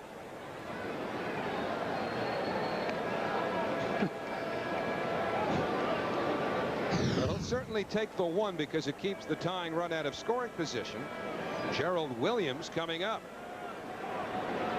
Williams 0 for 3. He's hit it in the air 3 times, popping out to third, flying twice to right. Guillen's complained. How can he complain? He can't see the pitcher's move. He's been petitioning Wally Bell, the umpire at first base, all night, at least the 2 times he's been on. Look at him. He's trying to get a peek around all the route. He didn't read his scouting reports, did he? Well, you know, Bobby Valentine uses this type of a setup when he feels the pitcher does not have a great move to first base. Right, but Bobby's used it with a left-hander on the mound all year. Yeah, but it depends on what. Yeah, he has used it with left-handers, but obviously you made a decision early on about the move of a left-hander. Guillen is just stumped. If you have a left-hander in mind with a great pickoff move, you would be doing him a disservice using this type of a setup. But if you don't have a great pickoff move, it's a service to the pitcher because, number one, Guillen can't see the pitcher. He looks absolutely baffled. Guillen does. I think it's a thought-provoking move. Well, he's got into Guillen's heads to a certain extent. Guillen. Nasty. 1-2 now to Gerald Williams.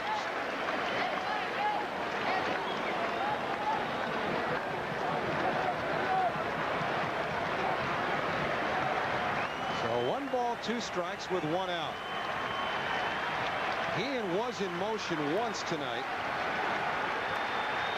Had to come back on a foul ball and went as the pitch taken up high 2-2. Actually, the last time that Guillen was in motion, that was back in the 4th inning after he singled, was when there were 2 out and Javi Lopez up.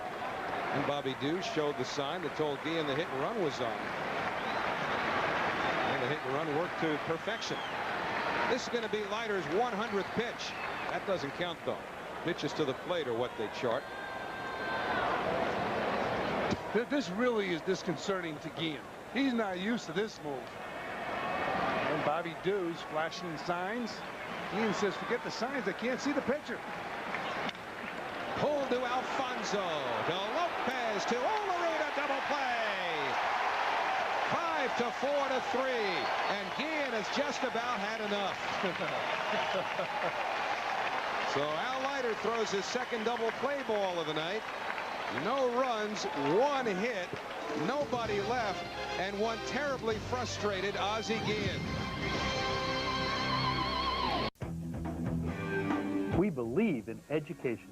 The New York Mets, Fox Sports New York, and your local cable system will bring thousands of tri-state area kids to a Mets game at Shea Stadium this season. We've asked your local cable system to distribute Mets tickets to students through several nonprofit organizations that support education in your area. And watch the Mets on Fox Sports New York. And study hard in school this fall. Because we all believe in education. Well, football season opens this weekend. Follow the local teams all season on MSG, the Football Network. Tonight at 11, tune in to Heineken Jets Journal. Find out what Bill Parcells has planned for their NFL season opener against the 49ers. Get all the inside info straight from the Jets players and coaches on Heineken Jets Journal, premiering tonight at 11 o'clock on MSG. So the Mets with a 1-run lead. They'll try and get some insurance here in the last of the 8th inning, and it'll do it against John Rucker, who becomes the second Atlanta pitcher in relief of Tom Glavine. So John Rucker, who's had 10 straight scoreless outings from the bullpen, one of many pitchers who have been tried by the Braves since Mark Wohlers and all his problems forced Mark to the DL. And a fastball taken on the outside corner by Alfonso, 0-1.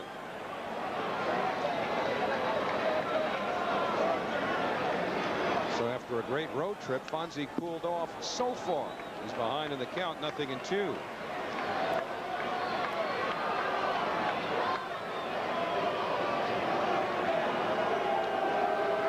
Talked about Mark Wohlers. He has been having all kinds of control problems, even at the AAA level. Yeah, his last 3 outings were very difficult.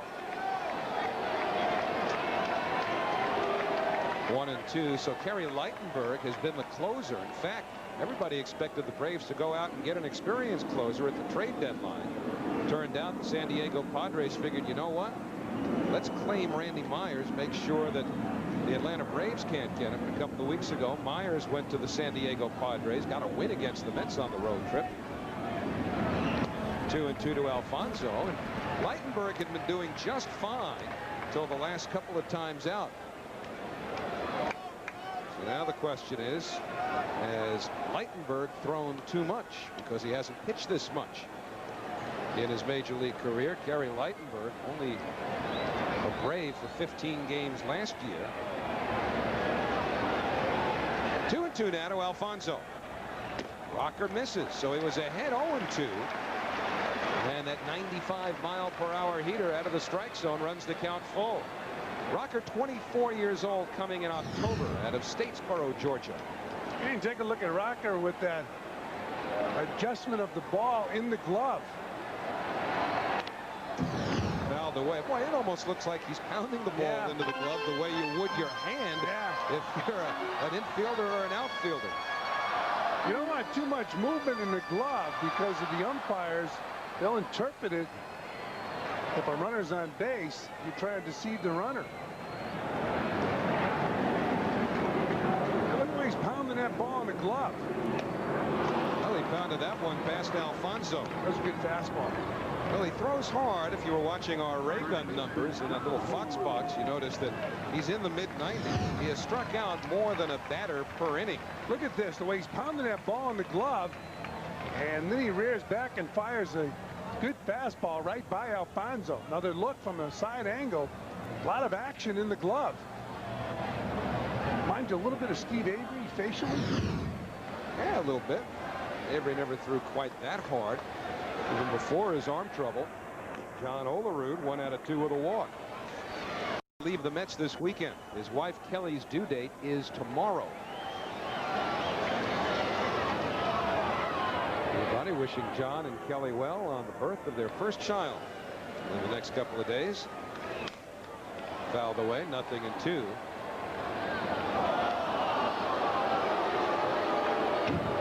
John will find out what sleepless nights are all about. At least for the first few months, right?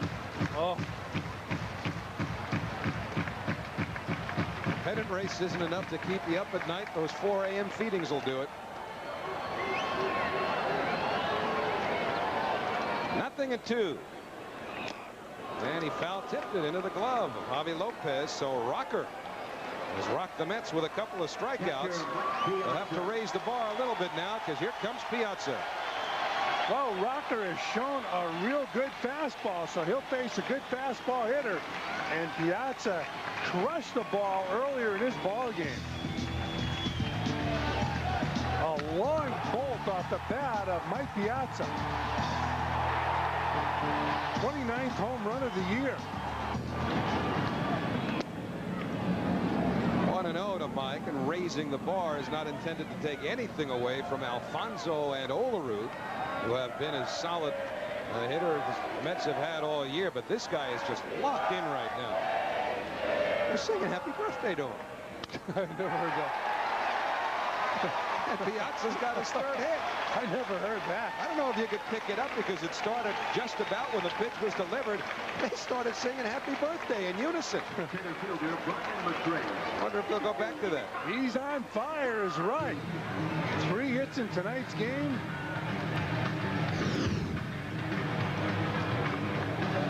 And Piazza, while the crowd was singing happy birthday, picks up his 3rd hit of the night. Brian McRae, the batter. Fans were singing a different tune when that fly ball by Ryan Klesko sailed over McRae's head in the 7th inning, which allowed Atlanta to score a run. But Talked so often about how the ball hit right at the center fielder can give him fits. And Brian thought it was a Titleist rather than a baseball headed that way. 1-1 to McRae. I've never heard that before. I mean, without the, without the prodding of the scoreboard or anything. I wonder if they'll do it when Lopez is up again, if he gets up again. 1-2 to McRae. Take a listen now. This is the best we could do.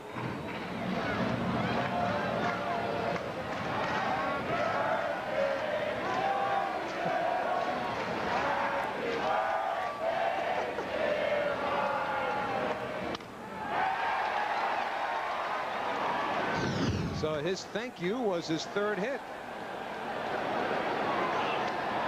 And McRae down on strike, so John Rocker strikes out the side.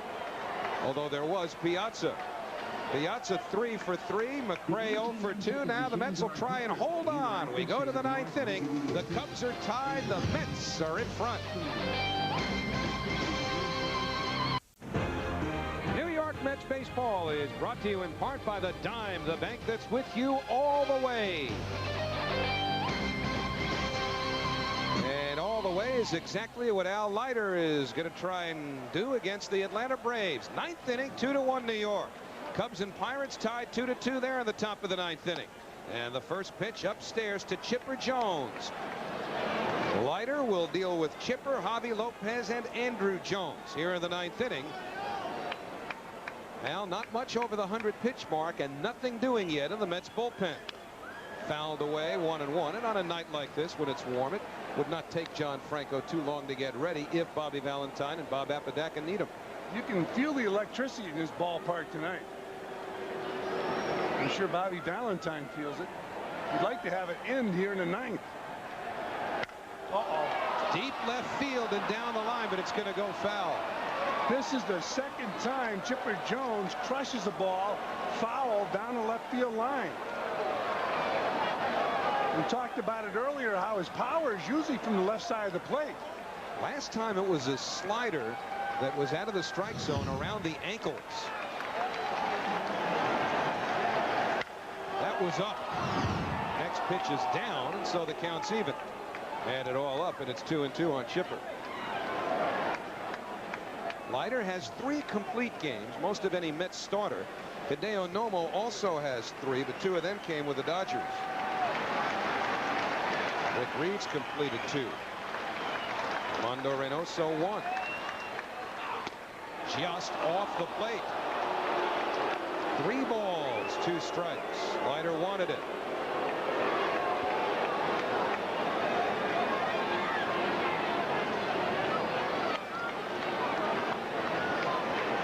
Braves with 5 hits. Chipper's 0 for 3. It'll be a payoff pitch. And Jones stays alive. You could hear somebody on that field exerting himself. It might have been Al Leiter. It might have been Chipper Jones. Maybe it was somebody serving across the street. Yeah, you heard that.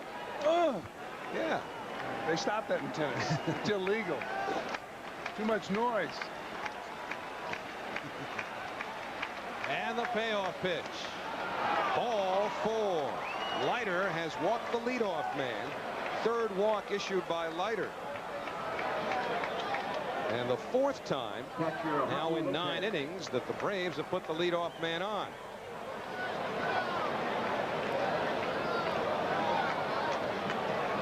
So some concern for Bobby Valentine. Javi Lopez will be the batter.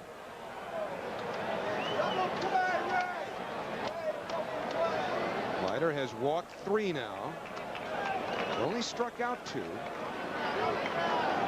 And Javi Lopez 1 out of 3. High with a fastball. It looks like Al's starting to labor right now as you look at the bullpen. John Franco and Turk Wendell throwing in the Met pen. Mike Piazza going to go out and get Bobby Valentine and Bob Apodaca some time for their pen to get loose. Piazza and Leiter know you got to be careful with Javi Lopez. He's been on quite a home run streak. He's hit 4 home runs in his last 5 games, 7 in his last 9. So this is a guy who can turn this game around with one swing of the bat. He also extended a hitting streak with that 4th inning single to 12 games. So Al's got his work cut out for him here.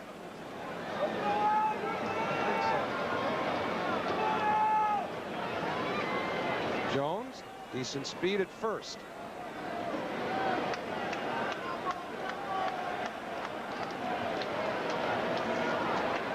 One 1-0 on Javi Lopez.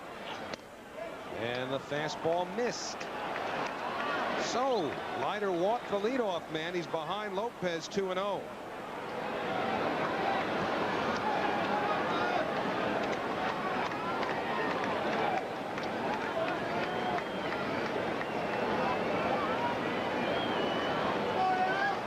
It's playing Javi Lopez to pull. And he does. Alfonso comes up with it. That's a force. And that's a double play. 5-4-3. And Al Leiter has done it again. The 3rd ground ball double play that he's thrown tonight. And Edgardo Alfonso has been in on the last 2. Huge double play by the Mets. Alfonso taking a potential base hit away, and they turn it 5-4-3.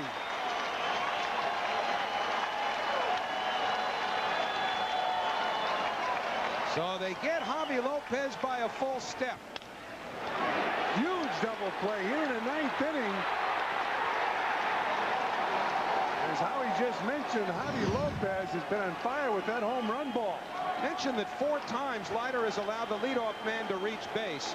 3 of those innings, including this one, he's thrown a double play ball. And the Braves are down to their last out. Andrew Jones 0 for 2. And it's 0-1.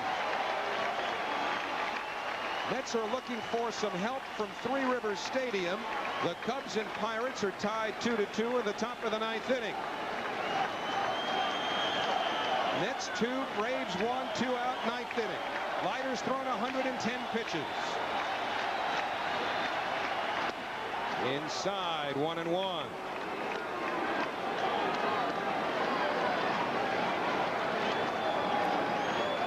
Leiter's last complete game win was back on the 16th of June in Montreal, a 2-0 shutout. And the 1-1.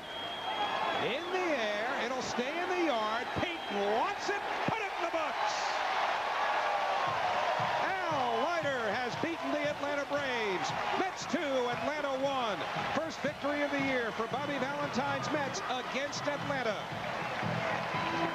So the 4-game series off to a good start, and the birthday boy hit the long ball that proved to be the difference.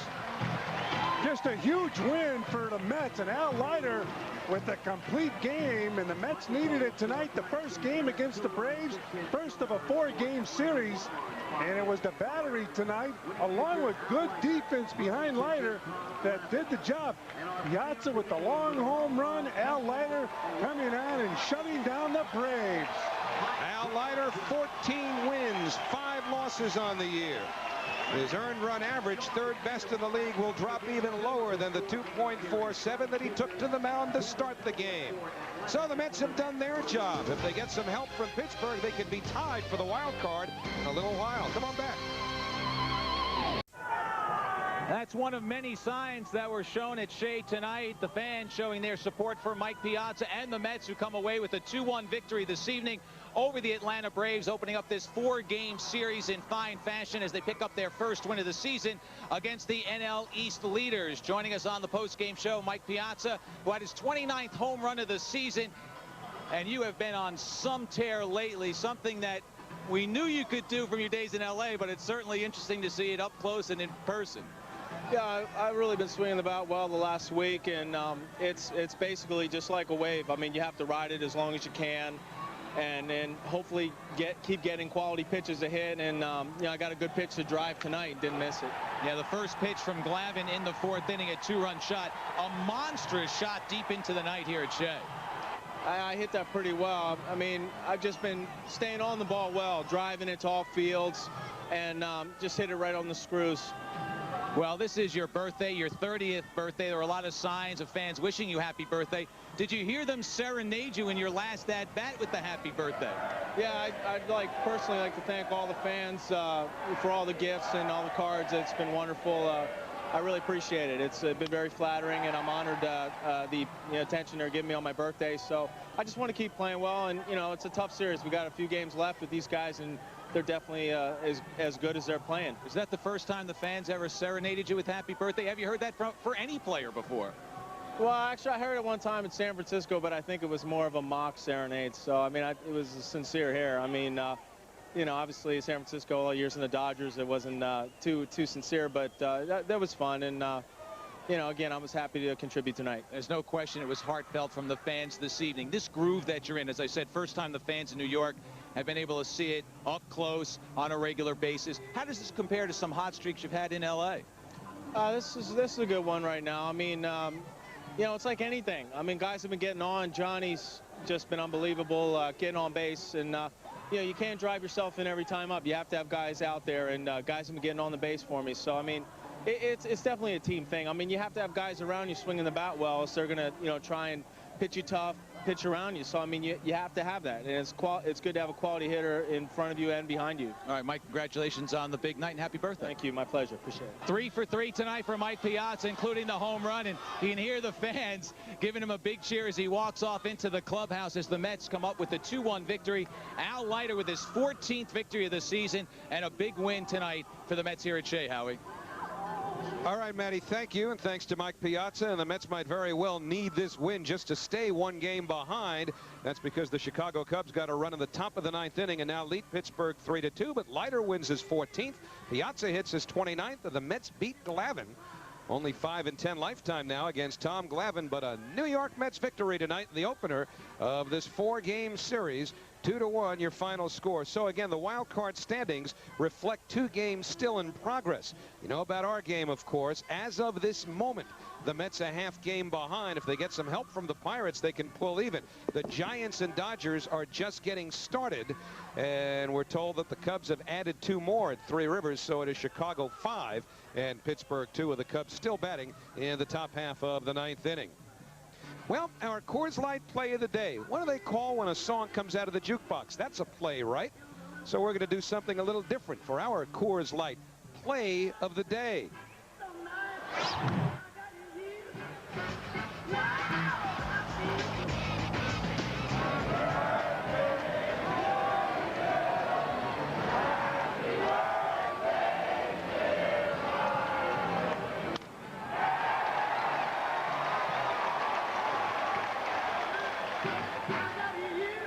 So Piazza responded to the fans with 3 hits, including the 2-run homer that turned out to be the difference. We will see you next on Labor Day, Monday afternoon, 1:30 here at Shea. Final game of the 4-game series. Cannon Mets Game Time with Matt Loughlin starts it off at 1 o'clock. Make sure to stay tuned now for the very latest on the Cubs, the Giants. Sosa's got a homer. What McGuire do? Find out by watching Fox Sports News right here on Fox Sports New York. And then at midnight, stick around. Jim Rome has the last word on Fox Sports New York. Well, it started before Piazza came up. And when he did, oh, did he ever launch one. His second at-bat in the 4th inning, a 485-foot home run. All the scoring for the Mets, it came with Olerud aboard, but it would be all they would need. Oh, yeah, Louis Lopez had a birthday, too, and played an outstanding game defensively. See? So add it all up, Mets win 2-1. For Fran Healy and Matt Loughlin, I'm Howie Rose. Have a great night.